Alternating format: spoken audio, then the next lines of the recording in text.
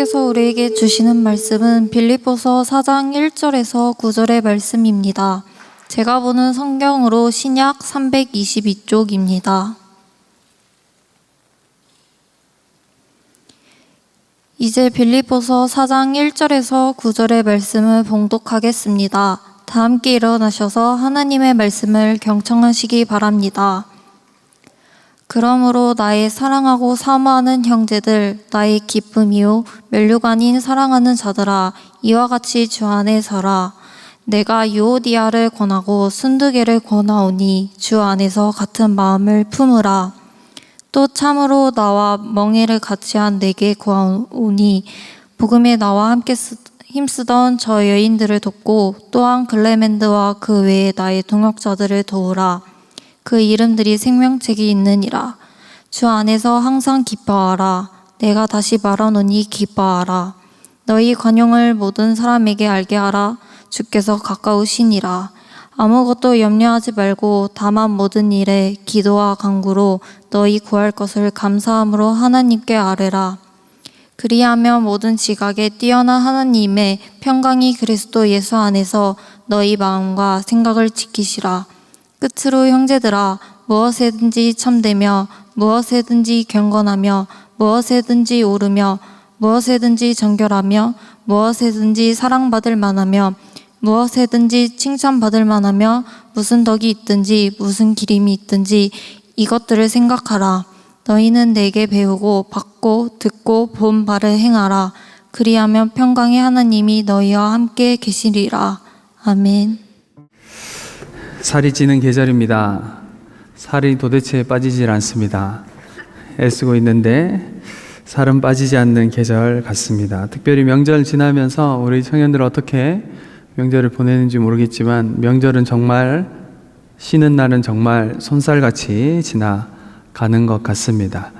명절을 보내면서도 그리고 우리가 편안한 시간이다라고 생각하는 시간을 보내면서도 우리 마음 안에는 불안과 염려가 있을 때가 있습니다. 아마 우리 청년 중에 어떤 청년들은 이번 명절에도 집에 안 갔는 청년들 있을 겁니다. 집에 가면 잔소리만 듣고 결혼하라고 그러고 듣고 싶지 않은 얘기 자꾸 하니까 그냥 집에 안 가야 되겠다 이렇게 해서 집에 안 간 청년들도 있을 거고, 또 가서 집안일 하면서 오랜만에 친구들 보면서 따뜻하고 좋은 시간을 보낸 친구들도 있을 것입니다.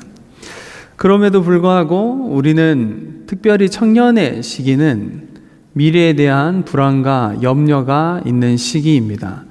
특별히 우리가 사는 지금 이 시대는 가히 불안의 시대라고 불릴 정도로 20대와 30대의 불안감과 우울증이 넘쳐나는 시대입니다.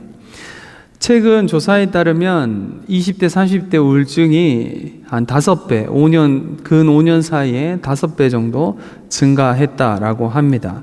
이것은 사회적인 현상이면서 사실 물밑에 숨어 있던 부분들이 이제 밖으로 많이 표출된다라고 생각합니다.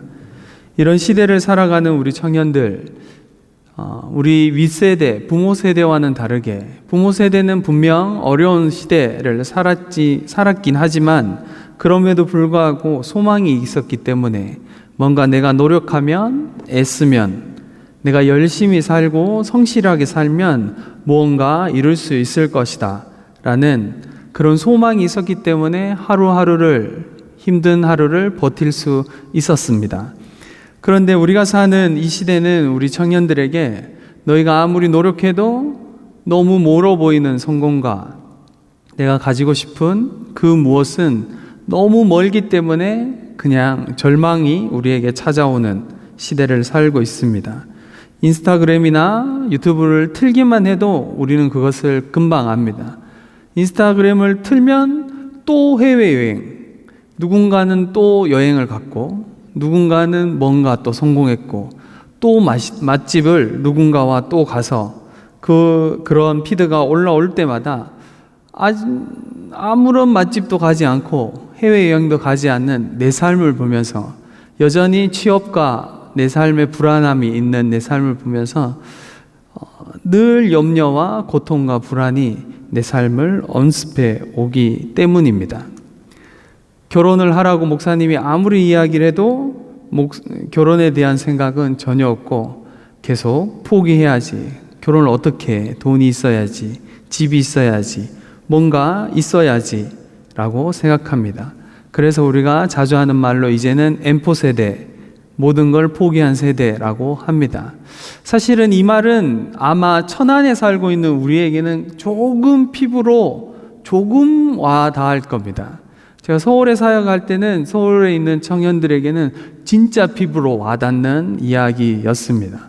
제가 잠실에서 사역할 때 청년들이 살고 있는 지역의 집값이 보통 20억 이렇게 합니다. 아파트, 웬만한 아파트가. 그래서 제가 서울에 살면서 이러니까 청년들이 평생을 열심히 돈을 모아도 집을 살 수가 없구나. 지방에 살 때는 그게 무슨 말인지 제가 잘 몰랐는데 서울에 살아보니, 서울, 강남, 잠실 이런 데 살아보니까 이 말이 무슨 말이구나 라는 걸 피부로 와닿게 되더라고요. 그런 흐름이 우리 모두에게 이 세대에 흐르고 있습니다. 그런 불안과 염려가 우리의 삶에 엄습해 오고 있습니다. 그리고 비교와 누군가의 성공을 질투하는 마음이 우리에게 일어나기도 합니다. 그런데 오늘 말씀은 바울이 우리에게 아무것도 염려하지 말라라고 이야기하고 있습니다. 우리의 현실과 너무 동떨어진, 너무 현실감 없는 이야기를 바울이 하는 것처럼 들립니다. 여러분, 우리가 빌립보서를 처음 시작했을 때 제가 언급했지만 아마 우리 청년들 까먹었을 거예요. 매주 이야기해 주지 않으면 잊어버리니까요. 우리 성도들의 특징입니다. 그래서 교육자들이 계속 반복해서 이야기해 줘야 합니다. 여러분, 빌립보서는 옥중서신입니다. 바울은 지금 감옥에 있습니다. 바울은 편안한 상황에서 집에서 사역을 준비하면서 성도들에게, 빌립보에 있는 성도들에게 염려하지 마라 라고 이야기하고 있는 것이 아니라 본인이 감옥에 있으면서 재판이 잘못되면 자신은 사형을 당할 수 있는, 자신의 생명도 자신의 안위도 어떻게 장담할 수 없는 그 누구보다 불안한 상태에서 바울은 빌립보 교인들을 향해서, 교우들을 향해서 염려하지 말라라고 권면하고 있습니다. 여러분, 이 말이 우리 모두에게 오늘 외치는 바울의, 이 사도의 바울의 말이 여러분 귓가에, 여러분 영혼에 들려져서 그냥 하루의 설교가, 일주일에 한 번 듣는 그냥 설교, 염려하지 마라, 그래 성경에 나와 있는 내용이지 나도 안다 라고 끝나는 것 아니라 여러분 영혼이 예수 그리스도께 위탁됨으로, 그분이 우리의 삶의 주인됨으로 염려하지 않는 것을 넘어서 감사하며 우리의 삶 안에 주님이 부르신 걸음을 걸어가는 저와 여러분 되기를 바랍니다. 빌립보서 4장 6절에서는 이렇게 우리가 읽었던 본문에 시작합니다. 아무것도 염려하지 말고 다만 모든 일에 기도와 간구로 너희 구할 것을 감사함으로 하나님께 아뢰라. 여러분, 아무것도 염려하지 말라, 이 짧은 명령 속에 우리가 놓치지 말아야 할 중요한 진실이 있습니다. 헬라어 원문을 보면 이 명령어는 현재 명령어입니다. 그러니까 이것은 단순히 염려하지 말라라가 아니라 지금 하고 있는 염려를 멈춰라 라고 번역하는 것이 더 정확한 번역입니다. 계속하고 있는 염려의 습관을 끊어라 라고 번역할 수 있습니다. 바울은 빌립보 교인들에게 이미 염려하고 있다는 것을 알고 있었기 때문에 사실 어느 시대에나, 우리 시대든 이전 시대든 그리고 이후이든 상관없이 사람이란 존재가 늘 걱정과 염려가 있는 존재이기 때문에 바울은 예수 그리스도 안에 있는 그리스도인은 염려하지 말라라고 우리에게 명령하고 있습니다. 여기서 우리는 먼저 염려가 무엇인지 좀 이해할 필요가 있습니다. 염려는 미래에 대한 책임감이 아닙니다. 염려는 내일을 준비하는 지혜도 아닙니다. 염려는 계획을 세우는 것도 아닙니다. 그렇다면 여러분, 염려가 무엇입니까? 염려는 우리가 하나님이 되려고 할 때 생겨납니다. 우리가 모든 것을 통제하려 하고 모든 결과를 우리의 손안에 쥐려고 할 때 염려가 우리의 삶에 찾아옵니다. 염려는 사실 어떤 면에서 교만의 다른 모습입니다. 내가 이것을 해결하지 못하면 어떡하지?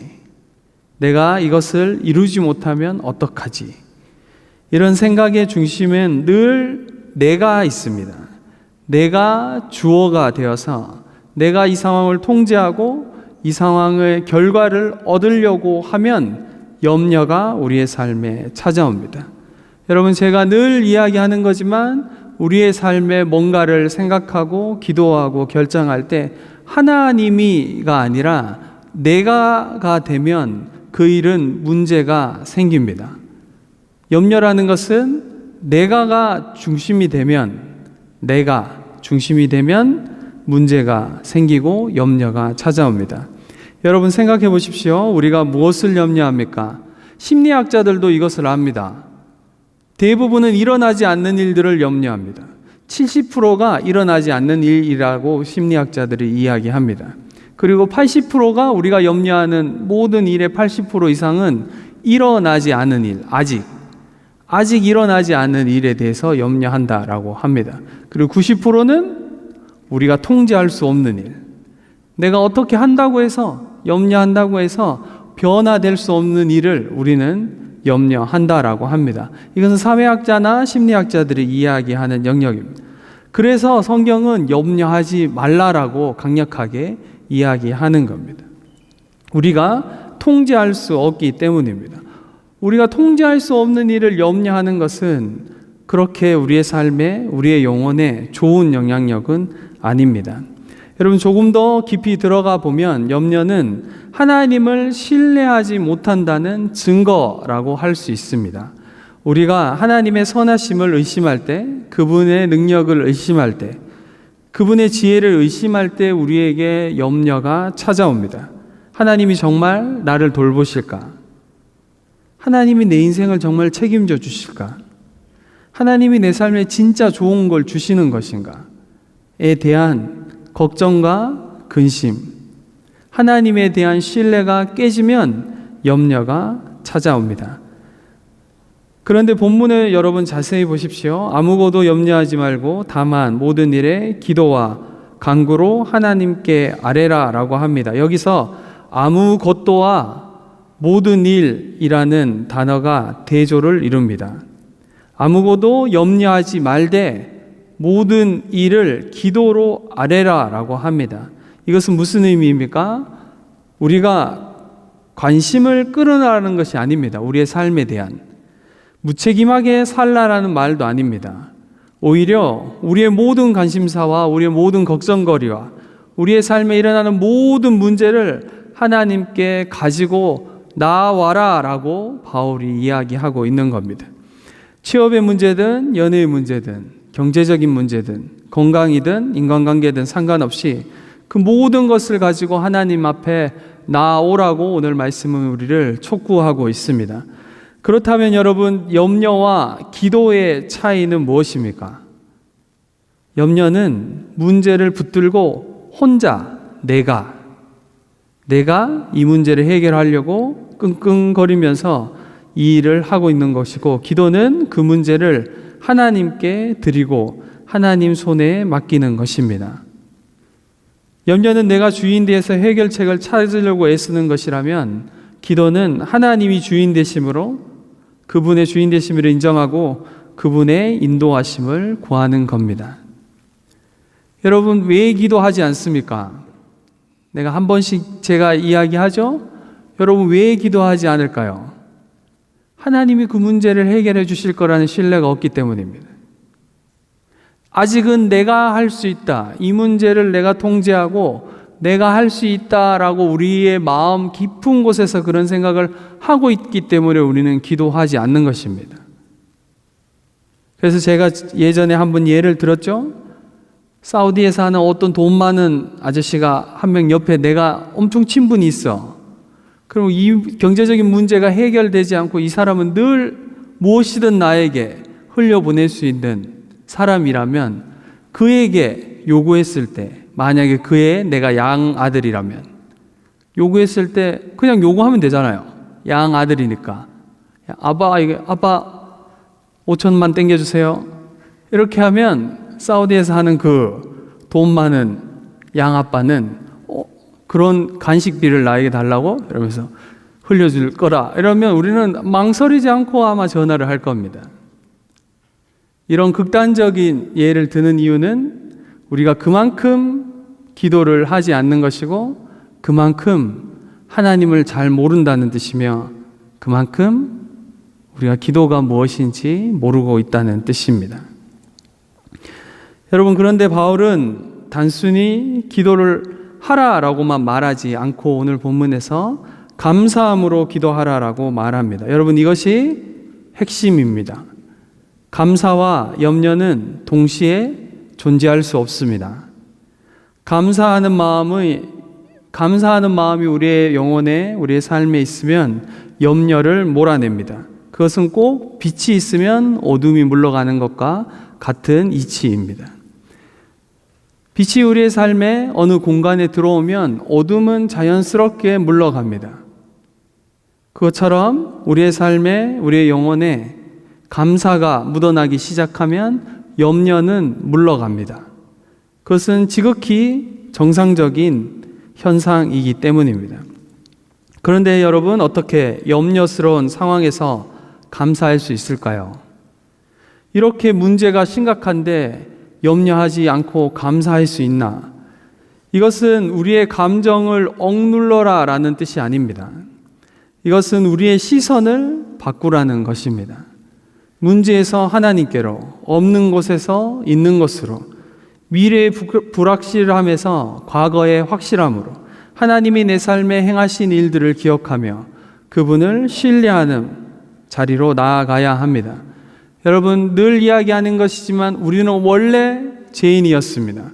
원래 하나님의 자녀가 아니었고 원래 하나님과 상관없던 사람들입니다. 그런 나를 부르셔서 예수 그리스도께서 생명 주시고 나를 대속하셔서 사셨습니다.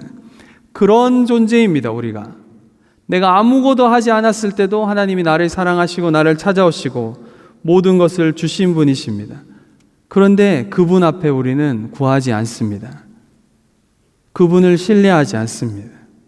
뭔가 내가 해서 그분을 만족시키려고 합니다. 여러분, 신앙의 방향은 자꾸 그쪽으로 가면 안 됩니다. 이미 우리의 삶에 행하신, 이미 베푸신 은혜, 우리가 얻은 구원, 우리의 삶에 흐르고 있는 은혜가 얼마나 크고 깊은지 우리가 깨달아가면 알아갈수록 우리의 삶에는 감사가 일어날 수밖에 없습니다. 이 복음 위에 우리의 삶을 세워야 합니다. 이 정체성 위에 우리의 삶을 세워야 합니다. 그래야 여러분 삶에 취업의 문제든 관계의 문제든 결혼의 문제든 경제적인 문제든 건강의 문제든 찾아올 때 하나님 안에서 흔들리지 않는 것이 어떤 것인지, 하나님이 내 삶에 평강을 주시는 것이 어떤 것인지 우리는 깨닫게 되는 것입니다. 여러분, 이것을 깨닫는 순간 우리의 관점은 완전히 바뀝니다. 세상이 우리에게 주는 것들이 전부가 아님을 우리가 깨닫게 됩니다. 눈에 보이는 세상이 모든 것이 아님을 우리는 더 확실하게 알게 됩니다. 여러분, 감사는 단순히 좋은 일이 있을 때 좋구나, 감사하다라고 감사하는 것이 아닙니다. 성경이 이야기하는 감사는 하나님의 주권을 인정하는 고백입니다. 그래서 우리는 하나님께, 하나님, 지금 이 상황이 제 눈에는 어려워 보이지만 당신께서 이 모든 것을 주관하고 계심을 믿습니다. 당신께서 이 상황을 통해 저를 빚어가고 계심을 믿습니다. 당신의 계획은 선하십니다. 하나님, 당신은 좋은 분이십니다. 라고 우리는 그분께 감사할 수 있는 것입니다. 이것은 조건적인 감사가 아닙니다. 어떤 일이 있어서 주님께 감사하는 것이 아니라 그냥 하나님이시기 때문에 이미 우리를 구원하시고 은혜를 베푸시고 우리의 삶에 흐르고 있는 은혜가 있기 때문에 감사하는 겁니다. 감사의 이유와 근거는 거기서부터 나오는 겁니다. 그래서 로마서 8장 28절에 이렇게 얘기했습니다. 우리가 알거니와 하나님을 사랑하는 자, 곧 그의 뜻대로 부르심을 입은 자들에게는 모든 것이 합력하여 선을 이루느니라. 여러분, 우리가 이 말씀을 너무 좋아합니다. 왜인지 알아요? 어떻게든 되는구나. 자꾸 이렇게 생각해요. 여러분, 아닙니다. 어떻게든 되기 때문에 이 말씀을 좋아하면 안 됩니다. 이 말씀의 뜻은 사랑하는 자, 하나님이 사랑하는 자가 나구나. 하나님의 뜻대로 부르심을 받은 자가 나구나. 그래서 이 모든 것이 합력해서 우리의 삶에 일어나는 많은 일들, 잘 이해되지 않는 그 모든 일들을 합력해서 선을 이루시는 분이 하나님이시구나. 그래서 하나님께 감사할 수 있는 겁니다. 인생을 살다 보면 여러분, 이해되지 않는 일이 훨씬 더 많습니다. 통제되지 않는 일이 훨씬 더 많습니다. 염려와 걱정은 하면 할수록 더 깊어지고 더 넓어질 겁니다. 우리가 어떻게 할 수 없는 일들이. 인생을 살면 살수록 이런 일은 왜 일어나지?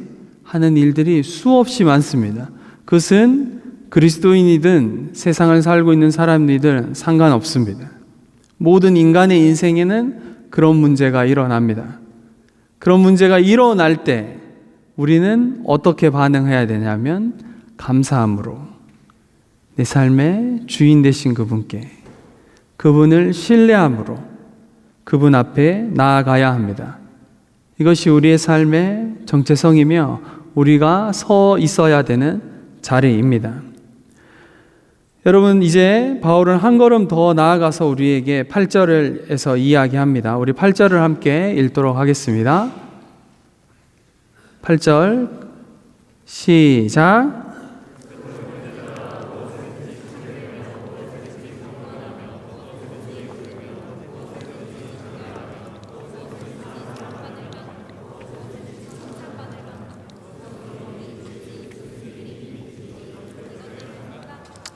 여러분, 염려를 몰아내는 것은 감사라고 했습니다.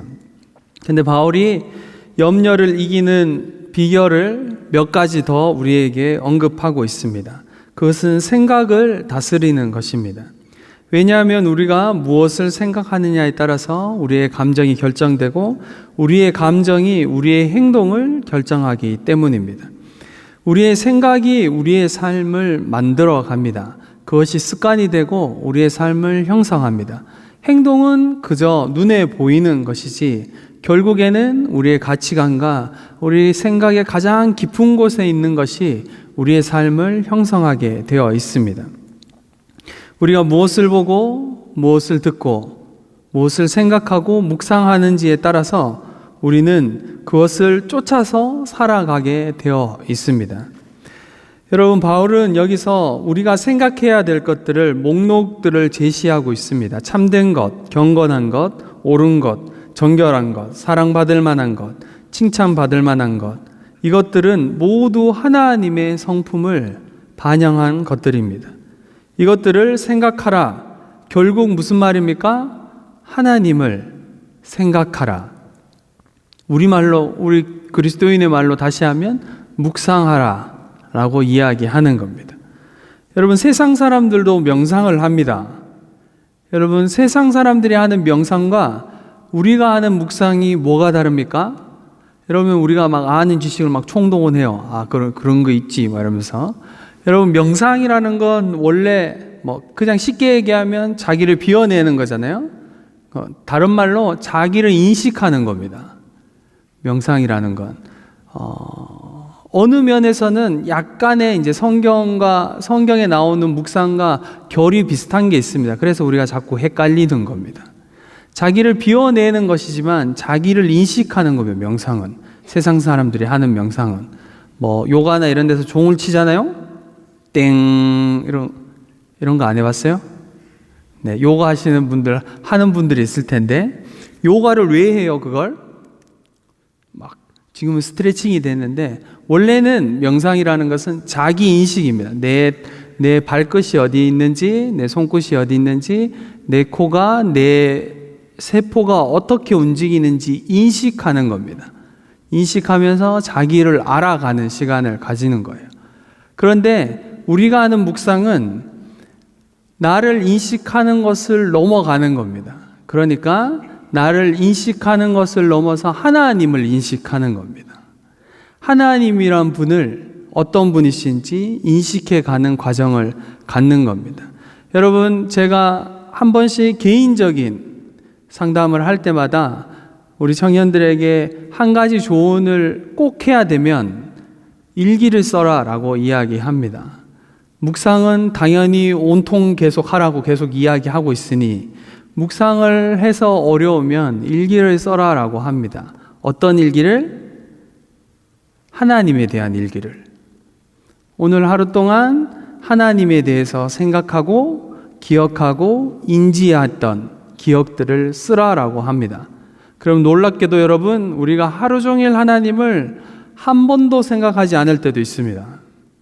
아침에 일어나서 잠이 들 때까지 우린 너무 바쁘기 때문에 너무 바빠서 하나님을 생각하지 않습니다. 여러분, 이 훈련은 되게 좋은 훈련입니다. 말씀을 묵상하고 하나님을 인식하는 훈련. 하나님을 생각하고 손으로 써보면 내가 얼마나 하나님을 인식하는지 알게 됩니다. 여러분, 하나님을 묵상해야 됩니다. 그래서 말씀을 묵상해야 됩니다. 하나님 그분이 말씀을 통해서 완전한 계시로 우리에게 계시해 두셨기 때문입니다. 그래서 자꾸 말씀을 묵상하라고 하는 겁니다. 그냥 말씀을 읽고 잠깐 생각하고 좋은 생각, 긍정적인 생각 이런 게 아닙니다. 하나님 그분을 생각하고 그분을 묵상하고 그분이 나에게 말씀하시고 내가 그분께 반응하고 내가 그분께 기도하며 그분을 알아가고 인격적인 관계로 그분을 맺어가는 겁니다. 여러분, 하나님의 말씀을 묵상하십시오. 하나님을 묵상하십시오. 시편 1편에서는 복 있는 사람을 이렇게 묘사하죠. 오직 여호와의 율법을 즐거워하여 그 율법을 주야로 묵상하는도다. 여러분, 묵상해야 됩니다. 주야로 묵상하는 겁니다. 쉽게 얘기하면 하루 종일 생각해라 라고 하는 겁니다. 하루 종일 생각날 때마다 할게요 라고 하면 여러분 놀랍게도 생각을 하지 않습니다. 처음에는 시간을 정하고 장소를 정하고 하나님과의 시간을 가져야 합니다. 여러분, 찬양을 하십시오. 찬양을 듣고 평상시 시간을 보낼 때, 출근할 때, 퇴근할 때, 차 안에서 혼자 있는 시간에 하나님께 홀로 찬양을 하는 시간을 가지십시오. 하나님이 그 어떤 시간보다 그 시간을 즐거워하십니다. 매일 금방 이야기한 것처럼 일기를 쓸 수 있으면 쓰시기 바랍니다. 거창한 일기 아닙니다. 언제 내가 하나님 생각했는지. 오늘 출근하다가 구름을 봤는데 하나님이 꼭 날 위해 만들어 놓으신 것 같았다. 되게 주관적이잖아요. 엄청 주관적인 묵상 같죠. 이런 걸 해도 되나? 해도 됩니다. 여러분, 그 시간에 내가 하나님을 기억하면 오늘 읽었던 말씀을 다시 기억하며 그 했던 말씀이 내 삶에 어떻게 적용되는지 여러분 늘 묵상하고 하나님을 기억하고 적는 습관을 들이시기 바랍니다. 그리고 여러분 9절을 보십시오. 너희는 내게 배우고 받고 듣고 본바를 행하라. 그리하면 평강의 하나님이 너희와 함께 계시리라. 여러분, 바울이 지금 빌립보 교인에게 너희는 내게 배우고 받고 듣고 본바를 행하라 라고 이야기합니다. 무슨 말입니까? 나와 함께 시간을 보내면서 내가 너희에게 가르쳐준 것들을 기억하고 그리고 그것을 적용해서 삶을 살아라 라는 말입니다. 무슨 말이냐면 여러분 믿음의 사람들과 더 가까이 하셔야 합니다. 여러분보다 믿음의 사람들 조금 배울 게 있는 사람들 그리고 훈련들을 하려고 애를 써야 됩니다. 바울이 빌립보 교인들에게 했던 것처럼 삶을 나누고 우리 전도사님들, 간사님들, 팀장님들이 셀리더들이 여러분과 함께하는 그런 시간들을 여러분 소중하게 여기셔야 합니다. 그리고 그 안에서 이야기하는 것들을 우리의 삶에 자꾸 적용해 가는 겁니다. 믿음의 사람들과 함께 성장해 가는 것입니다. 모든 지각에 뛰어난 하나님의 평강이 우리의 삶을 지킵니다. 그것은 상황과 조건과 상관없이 그 평강이 우리의 삶을 지배하게 된다라고 하는 것입니다. 여러분, 그 평안이 여러분 삶에 있기를 바랍니다. 그 평강이 여러분 삶에 있기를 바랍니다. 하나님을 신뢰함으로, 하나님 그분이 어떤 분이신지 알기 때문에 평안할 수 있는 것입니다. 이제 말씀을 마무리하도록 하겠습니다. 여러분, 모든 지각에 뛰어난 하나님의 평강, 이것은 우리의 이성으로, 우리의 논리로 이해할 수 없는 평안입니다. 상황이 바뀌지 않았는데도 누리는 평안, 문제가 해결되지 않았는데도 경험되는 평안, 이것이 바로 하나님이 주시는 초월적인 평안입니다. 세상이 주는 평안은 여러분 조건적입니다. 우리가 하는 모든 염려들의 근원은 무언가를 가지기 위해서, 나를 좀 더 안정적으로 만들기 위해서 하는 우리의 애씀입니다. 그런데 주님이 우리에게 모든 것을 주셨습니다. 사랑하는 청년 여러분, 하나님을 조금 더 신뢰하십시오. 하나님을 조금 더 믿어주십시오. 제발 하나님을 믿으십시오. 자꾸 세상에 있는 사람이나 돈이나 어떤 자리를 믿지 마십시오. 그것은 다 지나가는 것들입니다. 우리의 삶을 지탱해 주지 않습니다. 예수 그리스도 그분만이 우리를 지탱하시고 우리를 평안케 하시며 감사함으로 그분 앞에 나아갈 때 우리의 모든 염려와 걱정을 몰아내시고 그 안에 세상이 알 수 없는 평안으로 우리를 채워주십니다. 이미 우리에게 허락된 주어진 은혜입니다. 이 은혜를 누리며 매일 주님과 동행하며 그렇게 주님 안에서 감사함으로 살아가는 우리 모든 청년들 되기를 간절히 바랍니다.